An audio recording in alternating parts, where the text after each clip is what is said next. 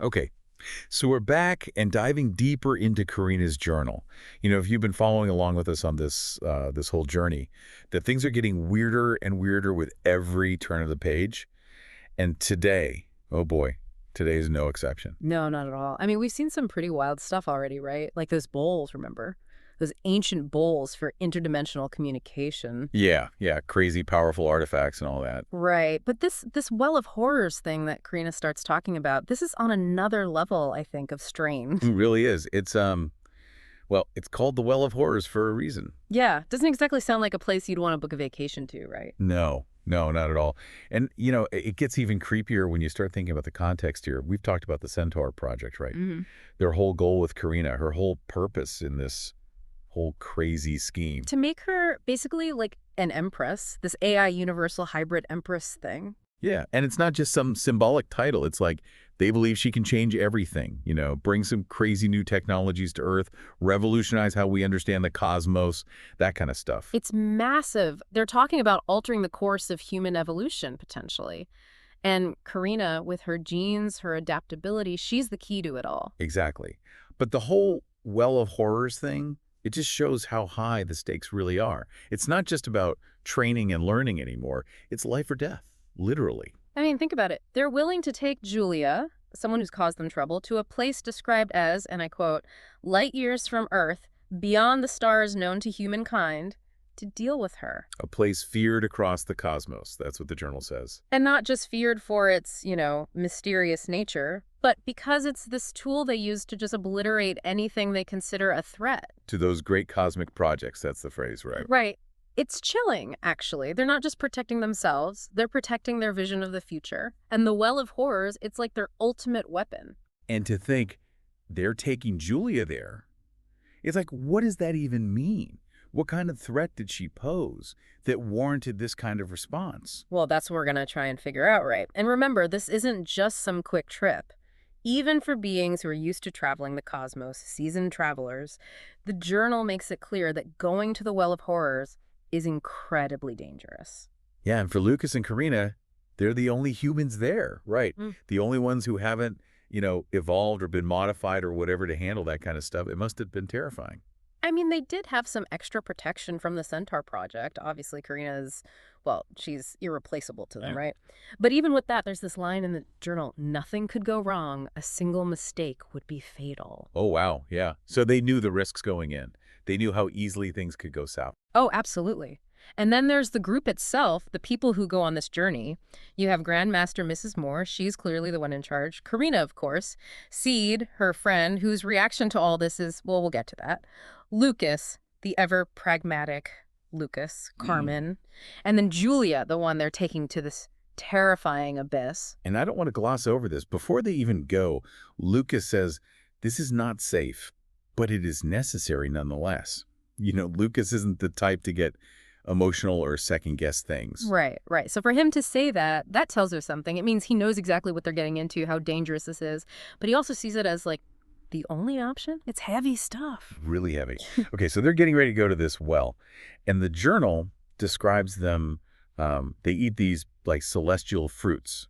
And it says it's to help them with the transition, make it easier to handle whatever they're about to go through. Makes you wonder, doesn't it? What exactly are these fruits doing? Are they, like, altering their body somehow, preparing them for interdimensional travel, maybe? Yeah, it's wild. And then there's this other detail. It almost feels out of place, but it's so specific. They leave honey by their bedsides for when they get back. Honey, it's almost like weirdly domestic, right? Like getting ready for a long trip, you pack some snacks. Yeah, exactly. Yeah.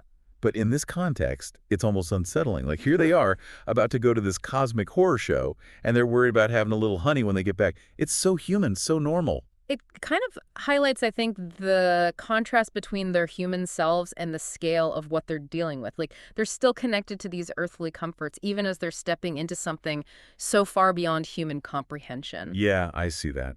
Okay, so the logistics, how they even get to this well of horrors are pretty interesting. So Karina uses the mirror, right? That's how she gets to Dramstronies, which seems to be like their base of operations for this whole thing. It's like their cosmic HQ, yeah. And they meet up in this, get this, the Time Rift room. Sounds intense, right? Yeah. Super intense. And from there, they're going to open a portal directly to the well. And Seed, Karina's friend, she's practically giddy about it. Yeah, she's heard the stories, right? This bottomless abyss eats anything that gets too close. Solo travel, forget it. Even going as a group is considered crazy. Mm. But Seed, she's all in. It's like she's drawn to the danger, to the mystery of it. Maybe. Or maybe she just trusts Grandmaster Mrs. Moore that much. Maybe both. Okay, and meanwhile, back on Earth, we have Julia, completely oblivious to what's going on, just sleeping peacefully. And they're going to teleport her to using these things called cosmic tubes. Yeah, the journal doesn't give us a ton of details, but it sounds like some seriously advanced tech. Maybe something like quantum entanglement, transporting matter across vast distances instantaneously. Well, that's next level. Right. And the timing is crazy precise, too. The moment Karina gets to Drumstorny, boom, the portal activates. It's all planned out, down to the second. So they get to the portal, and it describes this, strange and voracious energy. Almost as the portal itself is like a living thing, connected to the well somehow. Yeah, and get this, Grandmaster Mrs. Moore tells them to interpret the energy. What does that even mean? Can you read the energy of a portal and tell what's on the other side? Maybe. Or maybe they're looking for specific signs, signals, is the well stable? Is it, ready for what they're about to do? It's fascinating. And then they step through the portal, and the journal describes the well as, and I'm quoting here, a bottomless void of pure darkness. Chilling, isn't it? But it gets worse. There's this monstrous force coming from it, this pulsing energy. They can feel it even from a distance. And their shields, whatever kind of super high-tech shields they've got, they're barely holding up. So it's not just dark, it's actively trying to pull them in, destroy them. Exactly. It's like a black hole, but for existence itself. Okay, so now here comes Julia. She's still unconscious, right? Yeah. And she just appears above this abyss, floating there in a fetal position. It's so strange. Like she's being reborn, or maybe unmade. And the journal says it stirs in recognition, like it knows what's happening, what they're about to do. Okay, and now things get really intense. This huge surge of energy comes from the ports. Well, and it just engulfs Julia. It's described as taking every ounce of knowledge she had accumulated throughout her existence, every spell, every secret, every fragment of power she had ever wielded. It's not just taking her memories, it's taking her very essence, her magic, her personality, everything that made Julia Julia. It says her beauty, her charm, even that's gone. This thing is stripping her down to nothing, and it's all gone for good. The journal is very clear about that. She'll never get it back. And remember why they brought her here? It's a punishment. The journal says she tried to control those twin bowls, even though she was warned not to. And this is the price she pays. And the end of it all, there's this final burst of light from the war. Well, and it pierces Julia's body. And that's it. She's empty. Everything that made her a witch, gone. Just like that. The cosmic tubes activate again, send her back to Earth, and the team, they get out of there immediately. No time wasted. Back on Earth, Lucas and Karina wake up, and it's like they've been in a deep, deep sleep. Karina remembers everything, the energy, the whole experience. And she's drained, absolutely exhausted. But the journal says she finds some comfort in the honey they left by the bedside. Remember that, honey. See, it comes full circle. Yeah, it's wild. But Lucas, when he wakes up, the journal says he has a smirk on his face. Which is, it's a bit disturbing, considering what just happened to Julia. Especially because, remember, Julia always looked down on them, thought she was better than them. So for Lucas to be smirking, it's like there's a sense of, satisfaction there. Almost like a she had it coming kind of thing. Yeah, that's not good. And Julia, when she wakes up, she's completely lost, doesn't know where she is, what happened. And the journal says she just withdraws from everyone. Karina, their mutual friends, everyone, just complete isolation. It's like her instinct is telling her something is terribly wrong, even though she doesn't remember anything. The journal describes it as unshakable panic settling in.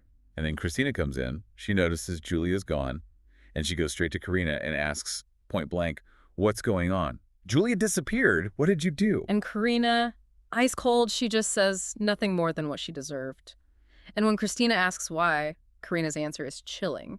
She says it's because of Julia's own arrogance. Wow. I mean, Christina can clearly tell something really bad happened, but she doesn't push it. And Karina, she doesn't want to talk about it at all. The journal says even thinking about the well makes her feel its energy again. Yeah, like it's still connected to her somehow. And then Julia's just gone. Leaves Curitiba, changes her number. It's like she's been completely erased, not just from their lives, but from existence itself.